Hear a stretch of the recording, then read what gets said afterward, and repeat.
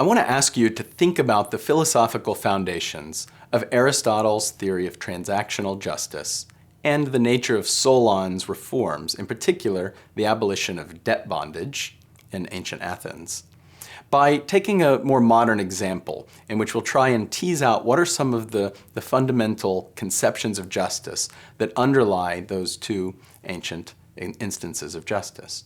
So I want you to imagine that you have gone hiking in the remote wilderness of the Oklahoma Panhandle, and you've lost your way, and you have run out of water, and you've run out of food.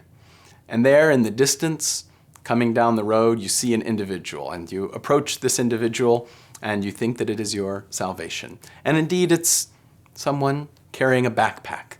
And this person carrying a backpack, I don't care who it is, it can be Oprah, we'll say it's Oprah Winfrey, has Gatorade and ham sandwiches.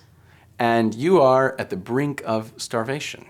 And she says to you, I will give you Gatorade and ham sandwiches for a price. I will sell them to you for $1,000. Should she be able to do that? Should a society allow that transaction?